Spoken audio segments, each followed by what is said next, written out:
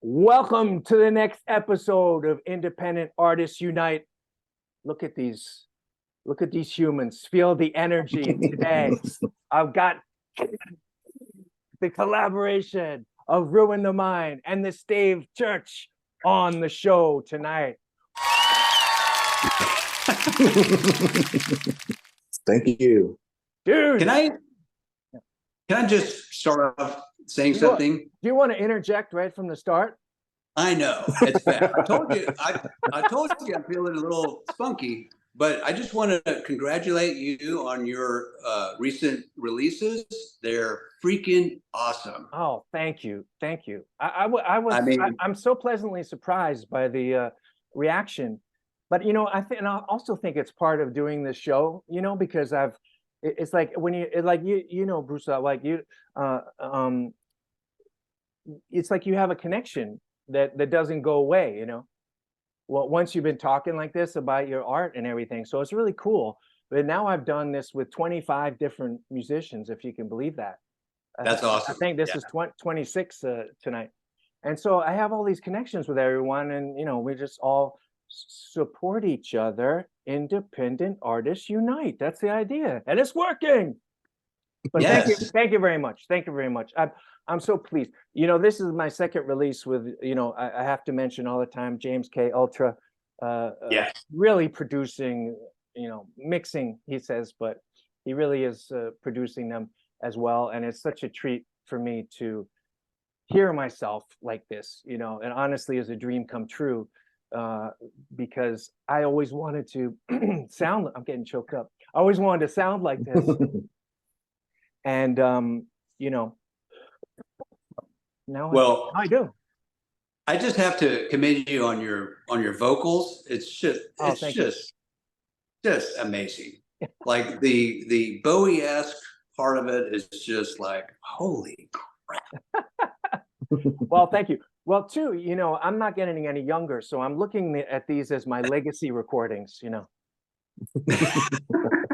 Now, if they want to talk about the Scott Graham vocal once I'm gone, they can pull up the Visitor, the ballad on. No, man, I'm gonna let it rip on this one.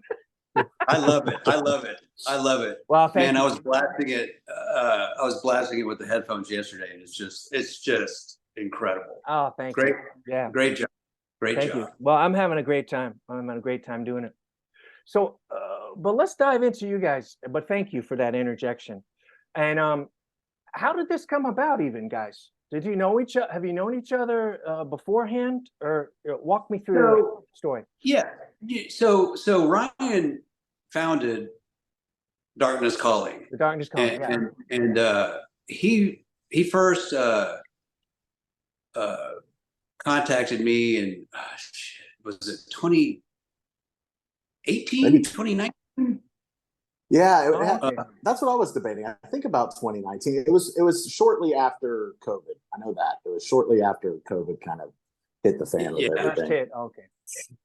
Yeah, and we talked about this dark place, and we've had we've been in contact since, and I think we kind of always talked about collaborating on something, and so it just, I always wanted to, because I love Ryan's vocals, and his lyric content is amazing. But yeah, so we just like finally got it done, and man, I'll tell you, he was just so like fun to work with, easy to work with, and he threw down, which I would consider like one take of this vocal. Whoa. Okay. And it just blew my mind. I was like, holy crap, this is amazing. And so yeah, I don't know, Ryan, do you have anything to? Is he telling the truth, Ryan, or is this just a bunch of bullshit? This is all fabricated. I've never met this man in my life. I don't know what I'm doing here. No, Bruce has been great. first I want to add to his interjection at the beginning and say I agree, your new stuff's killer, and the Oh, Alien song especially is one that I've repeated a time or two. oh, So thank it's a you. great song. Thank you so But much. I just oh yeah, of course, well deserved. Your stuff's great, and so obviously I've been keeping up with you and then the show, so it's great to be on too. So I appreciate it. Yeah, well, it's great to have you guys. And but yeah, going back to real briefly, the Darkness Calling, just to kind of throw the history out there. You know, in the olden days, it was a blog. It was a literal website. It was darknesscalling.net. Okay. And when is the olden days? Is this like 2015 of it? Oh, not that far back. Like Bruce was saying, around 2019 or Oh, so. 2019. Okay. Yeah, so right around that same time, basically what happened was I launched this Instagram page, I launched this website, and I was like, I need independent artists who are dark music oriented, who would be cool to work with. And so just started kind of scouring and networking and finding people. And Bruce, if I'm not mistaken, was the very first interview I ever did for Darkness Calling. So it's kind of a funny full circle thing that now he and I are being interviewed by you, who is also a musician, who also has your own work out there too. It's kind of funny how we're all having to, as you said, unite and support each other and build each other up. But I think that's the beauty of it. But yeah, I interviewed him. He was so nice and friendly and great to talk to. And you know, his music really stuck with me. And just over the years, we stayed in touch. He was one of the ones who, you know, was consistently supportive, even if I wasn't shining a light on his music right then. He was just always pro Darkness Calling and still is to this day, now that Jay is running it. And Jay's doing a fantastic job, those who know Jay. And hi, Jay. Yeah, definitely want to shout out Jay. Don't want to undermine Jay's. The ironic thing is Jay has now had Darkness Calling longer than I ever did. I believe Jay is coming up on 2 years now with it. So, wow. So it's really, you know, Jay's baby more than mine today. I no longer have anything to do with it, technically speaking. But long story short, Bruce and I go back like that. And then so when I was in Denial Waits doing music there, that's when my music started taking shape, and he was very kind and receptive about that. And yeah, one day he reached out to me kind of after that project had you know, it reached a hiatus point, and I wasn't sure if I was working on anything else, and I was kind of in this slump. And then Bruce reaches out and he's like, hey man, want to do a song? And it was very unexpected, but very you know, it was very nice of him. It was a very positive experience for me to get that invitation. So when I got it, I was like, absolutely, I have to do something with you. So, and I'm just curious because you guys can both kind of do everything. So how do you hash out who's going to do what when you do a collaboration? Well, my biggest weakness is lyrics and vocals, and so, you know, it was awesome. I mean, you know, to have, you know, to collaborate with Ryan and have him like do that part, you know, it's like, oh man, this is perfect. And he did it. I mean, he did a great job. I mean, now I'm going to interject. Now I'm sure Ryan yes. will agree that we love your lyrics and your vocals. That's absurd for you to say such a thing. Oh yeah, absolutely. I've always loved, you know, it's funny. Bruce is like me where, and I mean this in the best way. I hope it doesn't come across as anything else. But Bruce and I, you know, we have a certain range that we can operate in, but we maximize what we can do within that space. So his tracks might not have a whole lot of soaring Bowie notes like your tracks do. My tracks will never have those soaring notes because I cannot pull that off. But Bruce really operates well in that kind of lower cool goth register, you know, and that's the thing. So it is funny that you know, I am now on this track with him doing not the same thing whatsoever, because to me his thing is distinct. But you know, I could see where people might be confused for a second and be like, is this a Stave Church vocal or what? But then, you know, there's this other I was that it. confused person, which I apologize for. But you know, it worked great, I think. Yeah, I mean that's everything, really, because I don't know about you guys, but I've had like partners in bands that are truly like these kind of musical, prodigy kind of people, and often they don't know where to start, because the parameters are so wide with what they can do, So I think that's everything, is knowing, what your parameters are and creating something cool within those. Yeah, which you guys both definitely have, because you have such a distinct style.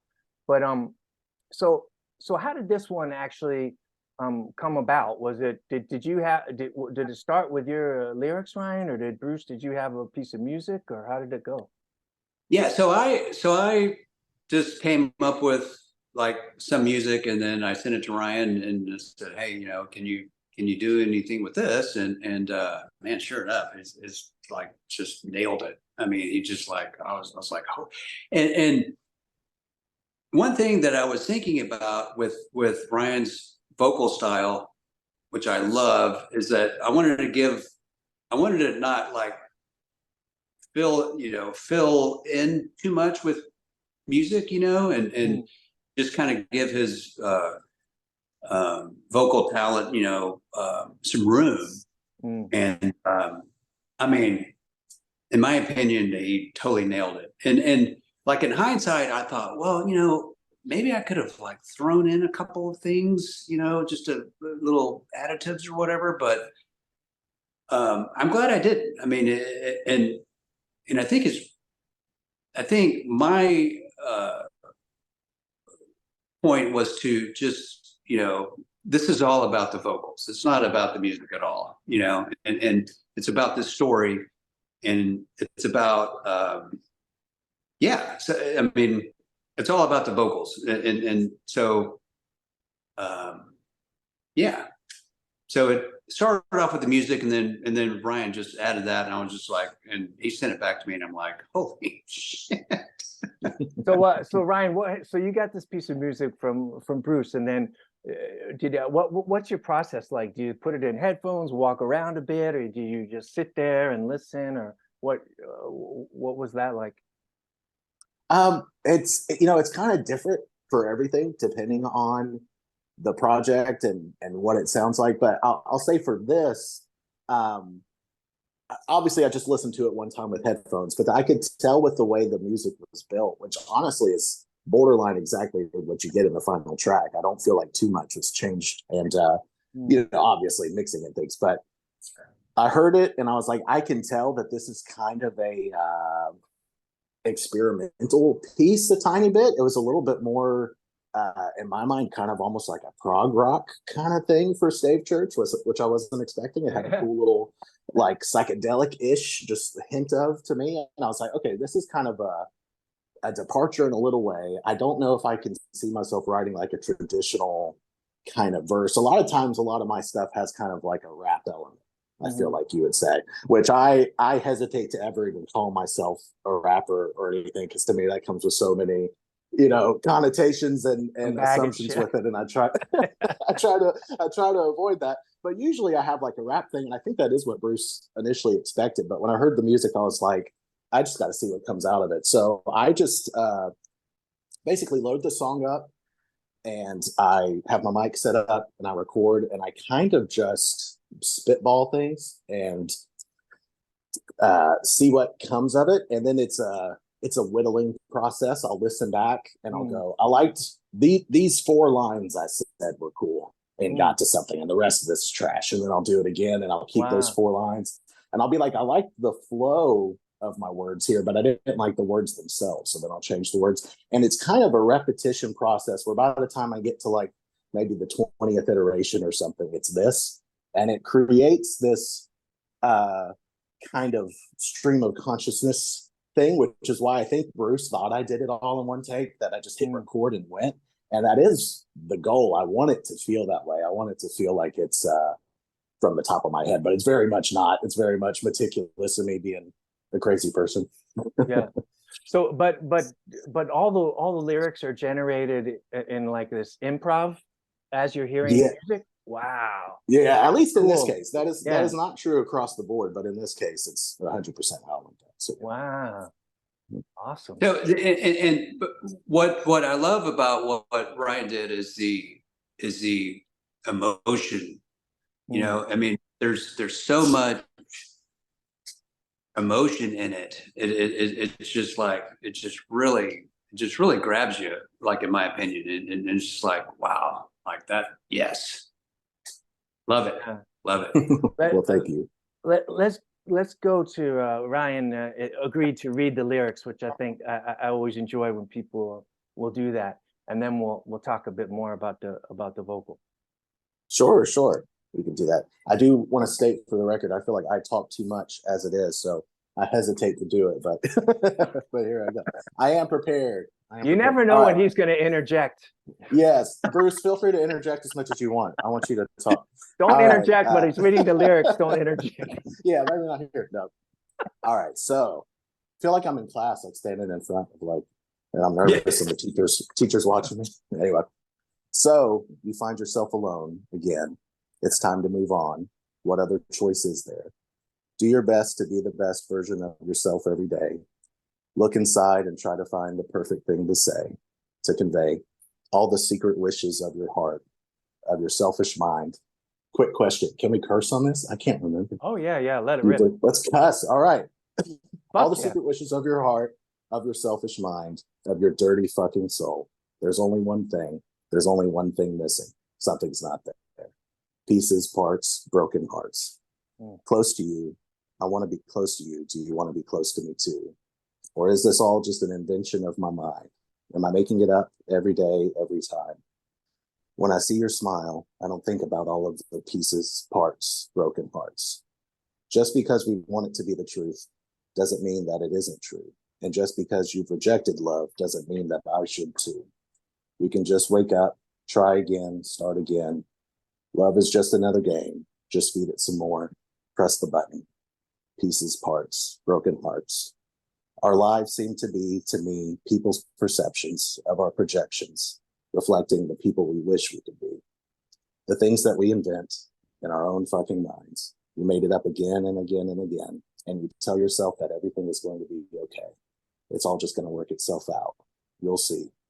Just be patient. Good things come to those who wait.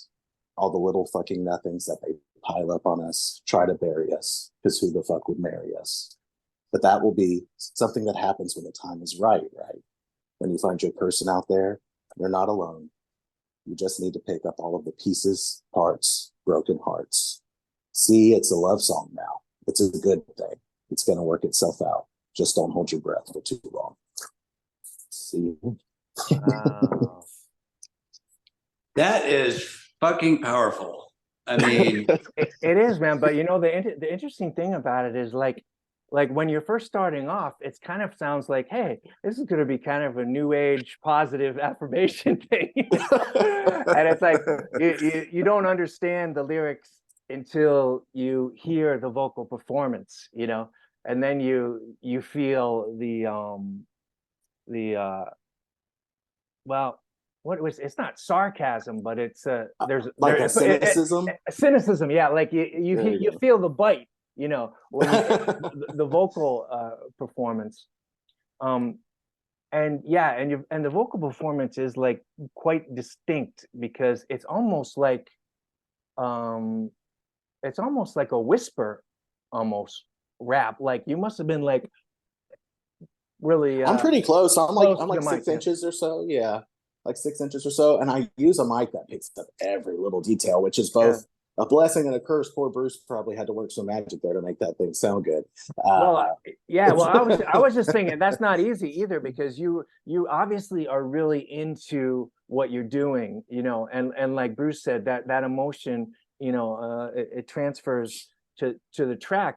So and at the same time, to be a technician and not pop your P's and all this and whistle your S's and all this kind of stuff is that takes a lot of you're spinning a lot of plates at once there to really get a really powerful performance that's also usable from the engineering perspective. Yes, yeah. Well, I appreciate that.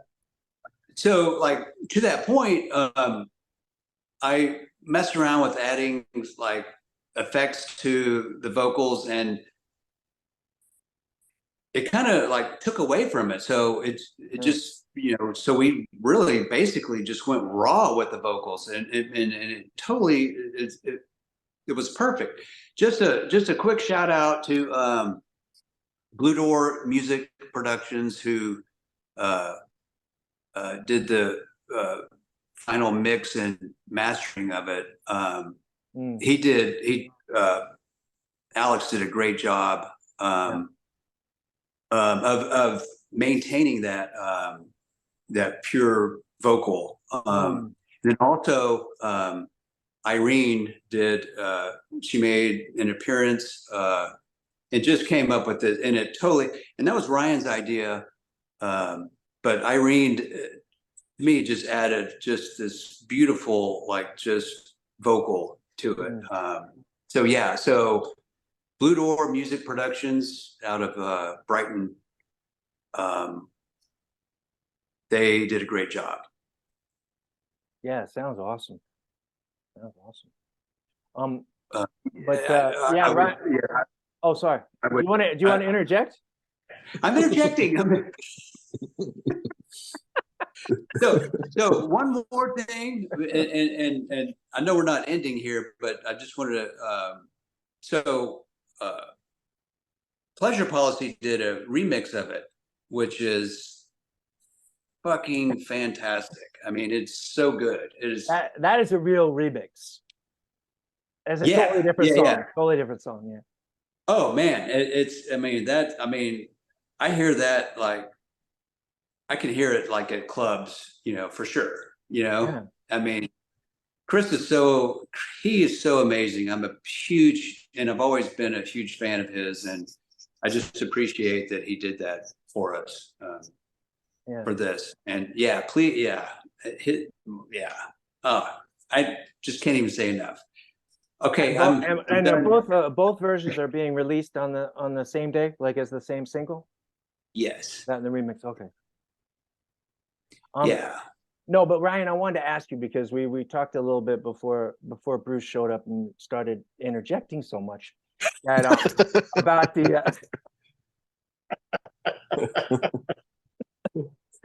about the post you did about Nine Inch Nails, where you said you're going to do a cover of a track. It was the what was it? The 30th anniversary of Headlight? I mean, of I guess 34th, because it was 89. Oh, 89. Yeah. Oh, my Yeah. God. Yeah.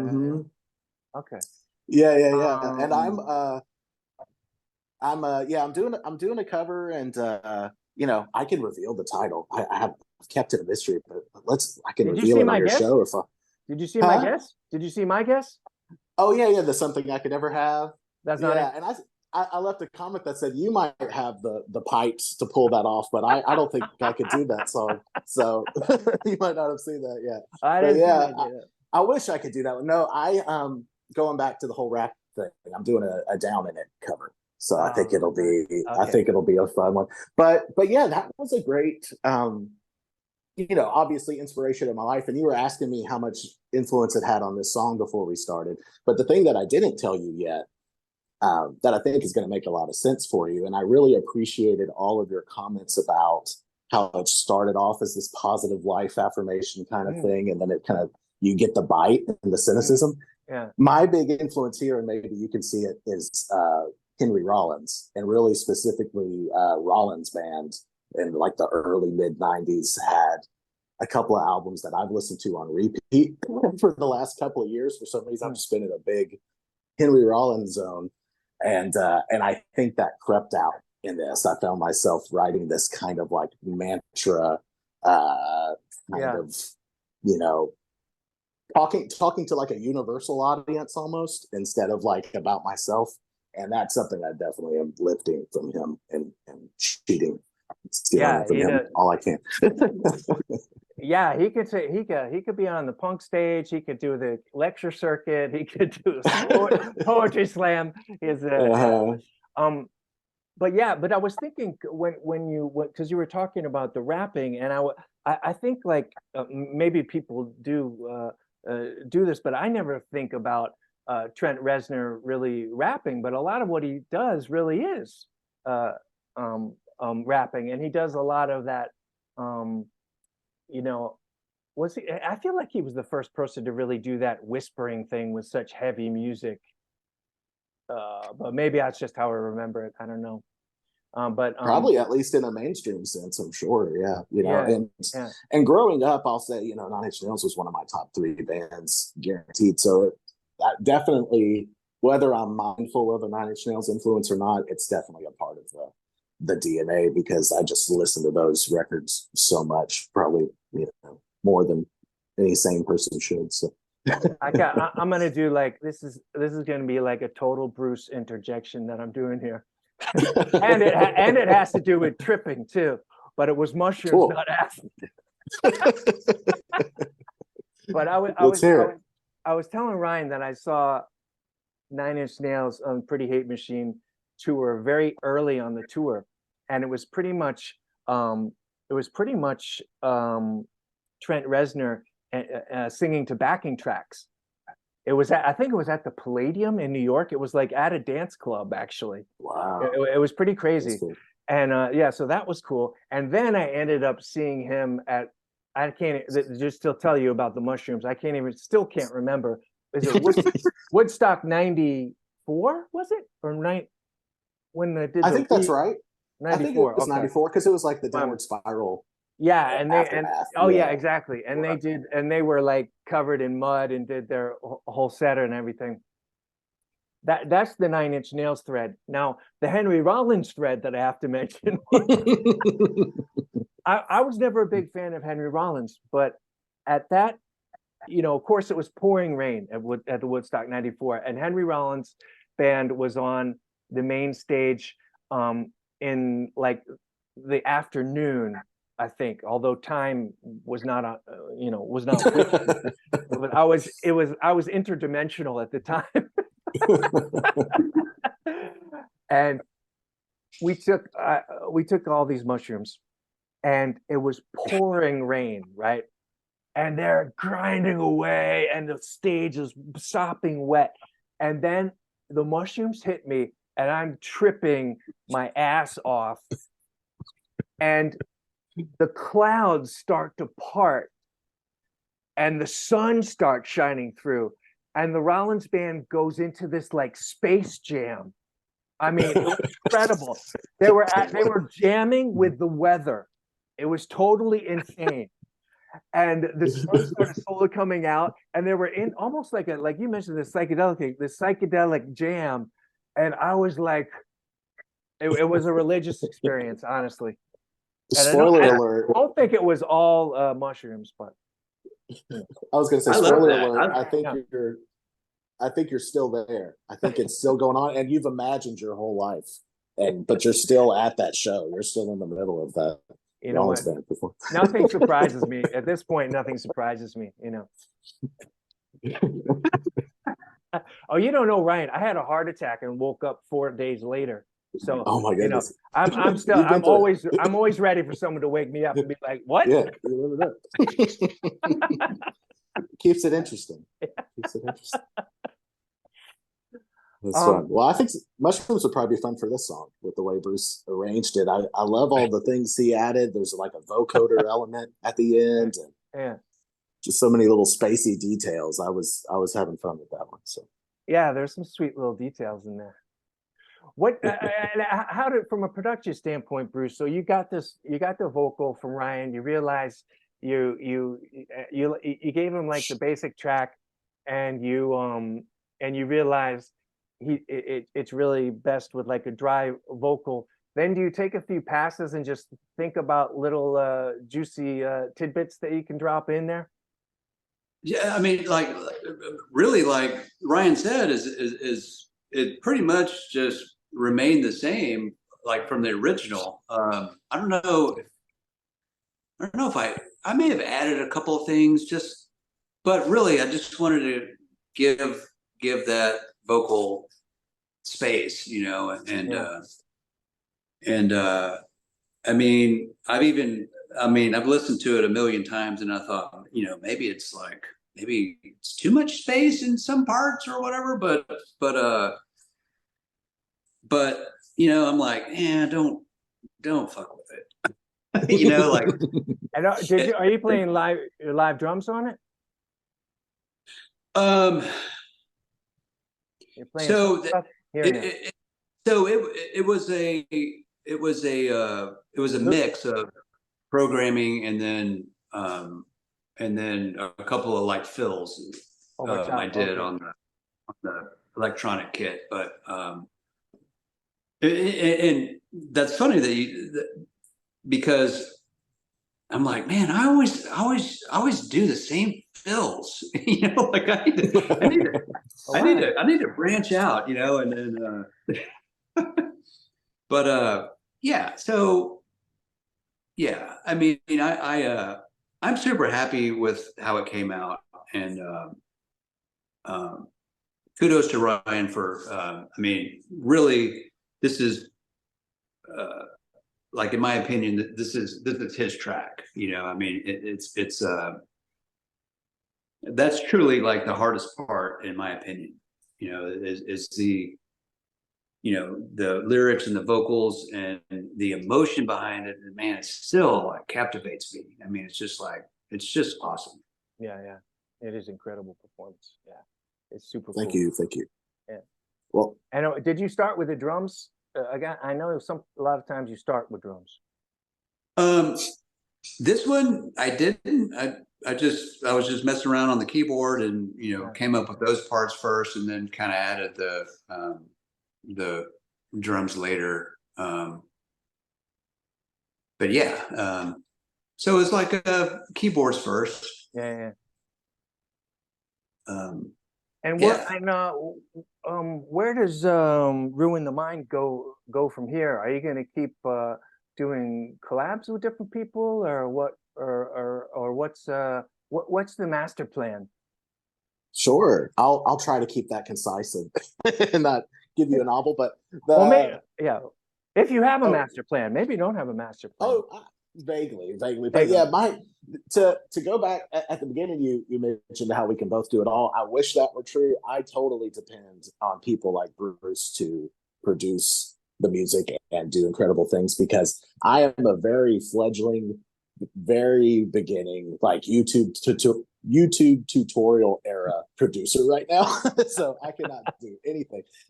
But that said, I do have many solo quote unquote releases on the way where really it's a great producer named Exor who's helping craft a lot of these things. I might have a bass idea that he elevates up a lot. Okay. And I might play director where I'm like, let's add something like this here. Can you do something like that there?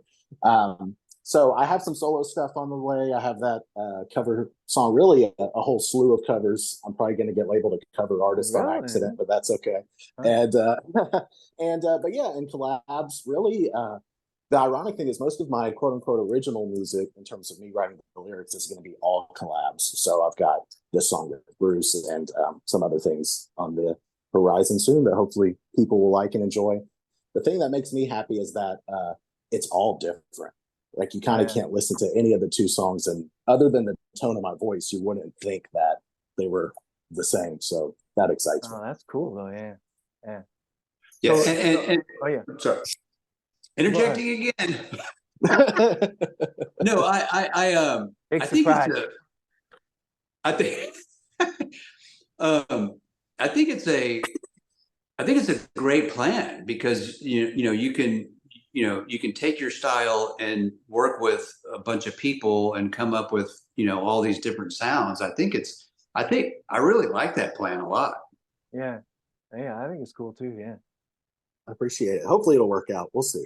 I'm in the phase where I'm just trying to get the name out there and anyone be like, who is this bald guy? What's he doing? So if I can get on some radars, I'm doing all right. I'm very grateful to be on the show with you and to be a part of the playlist. Like that's just an awesome thing. So I appreciate you, Scott, for recognizing the work and Oh yeah, well, totally. I get mean, it like out there with you. I always say that it's like, I mean, it's just because I'm a music fan, which I forgot for many years.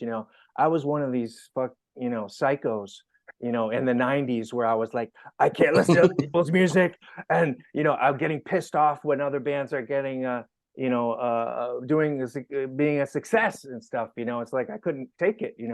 in New York City, and I just lost my mind. And I forgot actually what a music fan I am, And then when I like realized, I mean, like the Darkness Calling experience, I'm sure it's like once you start looking, you're like, holy shit, there's all these people doing this great stuff. Mm-hmm. And it was like, I was like one of these guys that like, streaming has ruined everything. The music industry is over. And it's like, it's like, whoa, anybody can do this now. And it's like, we kind of all have a shot at putting out a record and just, and promoting it and helping each other. And I think it's fantastic, so I'm just having so much fun as a music fan, doing this show and meeting guys like you. It's really a lot of fun. Well, thank you. Like, I love what you're doing, Scott. And I appreciate it so much. I mean, it's a fantastic thing that you're doing. Well, thanks, man. And what's next for the Stave Church? I know you said you were wanted to just focus on some collaborations this year. Yeah, so I have one more in the works, and I'm kind of struggling. I'm kind of struggling with the lyrics on it, but is this top secret? It's kind of top secret, and I don't even know what that means. No, it's not what it used to be. Yeah.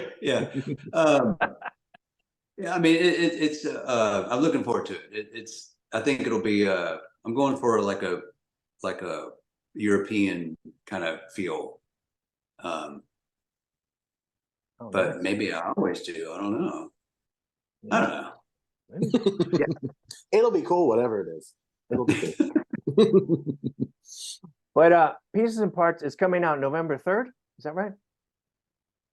That's right, November 3rd. It'll be on the Stave Church Bandcamp. Oh, okay. And when this comes, but I'm saying I won't put this episode out until it comes out. What day is that? The 3rd? You know what day of the week? It's a Friday. It's going to be next Bandcamp Friday. Oh, Friday. Yeah. Oh, that's right. That's right. Yeah. All right. So I'll put this episode on that Friday, and it'll be a big shebang. Okay. Nice. So it's going to be on Stave Church's Bandcamp on that Friday. That's right. Is that a secret? Is that top secret? No. Well, it will come out. It will come out already. But also, and then it'll be released on everything, on Ruin the Mind, on all the Spotify's and things like that. Afterwards. Yes, I didn't want to talk over Bruce, so I was waiting a little bit. No. So interject, like.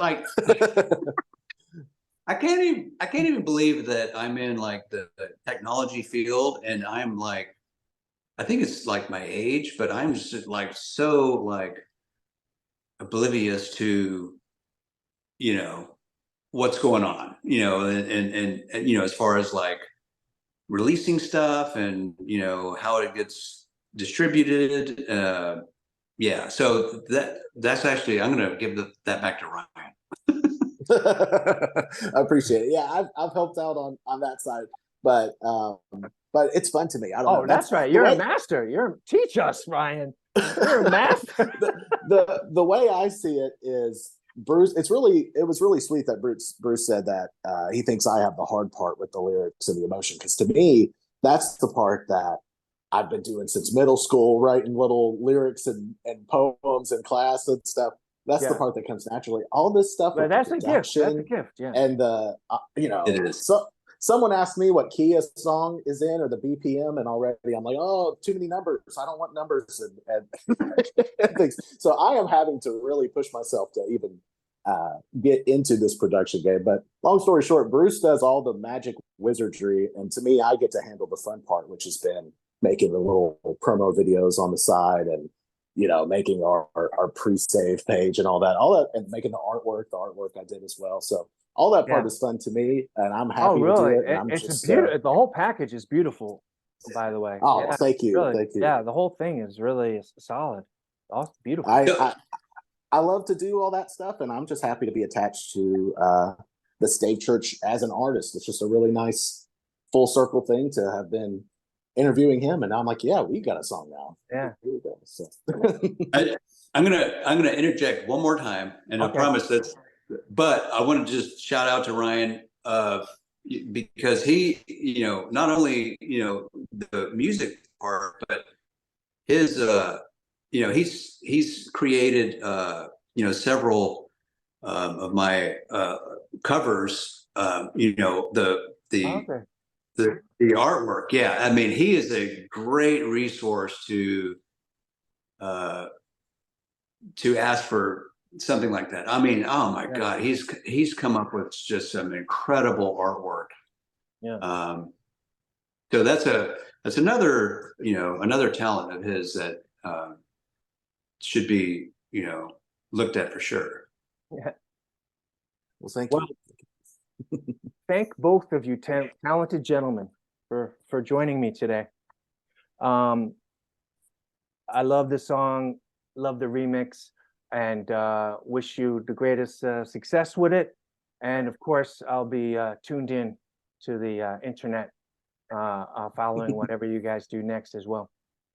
And please come back whenever you each of you do the next thing. But thank you so much for this today, guys. It was really great, even with Bruce's interjections. One more interject. I lied. One more interjection. I just want to thank you. I just want to thank you so much for doing this and really for all that you do. It is a great service to this community for sure. And thank you very much, Scott. Oh, thank you. Well, I love it. I love it. Yeah. Yeah, all right, guys. Thanks. We'll talk to you soon. All right. You have a great day. You too.